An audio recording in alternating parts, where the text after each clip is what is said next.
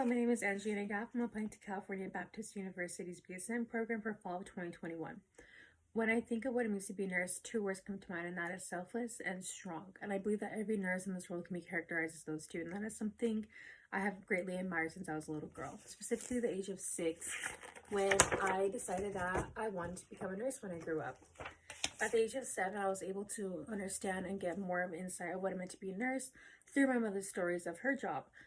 I was able to see both the glamorized version and the realistic version of nursing. However, it wasn't until my grandfather was admitted to the hospital that I really became motivated and more driven to become a nurse. We were very scared as a family as we had never experienced something like that before, and the nurses were the ones who actually helped comfort us and assure everything was going to be okay. The feeling that they gave, the feeling of relief that they gave me and my family that day is something that I hope to do in the future for my patients and their families. A disagreement I've had with someone in a professional setting was actually very recent. It happened on my previous shift. I work in a restaurant, and a majority of my coworkers and my managers have been out due to COVID exposure, leaving me the only person to man my station. So to help me and to help stay open, my managers did call to other employees from a different location to come down and work my station with me. This was great. I was very excited, but it soon turned to chaos as they were using the methods from their location to our location, and it just was not working out. We had a lot of angry customers. They were missing their orders. They were missing food, size. It wasn't packaged wrong. They just were not happy. So eventually I did step in and I taught them the way that we did everything at our location. And in the end, it was much more organized, more happy customers, and it was smooth sailing for the rest of the night. The time that I had accomplished something within a team that was very memorable for me was during my senior year of high school. I was the president of band leadership, and I had been given a project for November.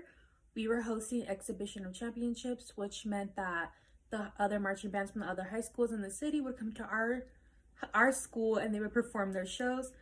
And we all did this right before championships. Also, that night we had our senior night, which gave recognition to our seniors leaving off to college. And it was middle school night, which means that the middle schoolers would come and shadow a high school band member so they could get a little experience, a little taste of what it meant to be a marching band member.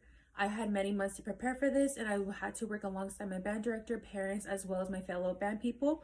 We had to fundraise for this. We had to organize, get the word out, advertise, go to middle schools, go to the high schools. And it was a great big team effort. And in the end, it was a spectacular evening. The seniors had fun and the middle schoolers had fun. The word that best describes me that I can most identify with is the word resilient.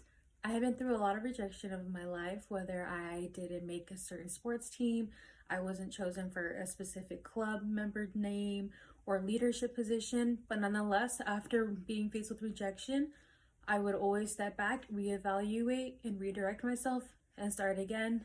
And once I did that, I always had a stronger comeback than before than what I expected, and that is why I'm resilient, because if I have a dream, I don't give up.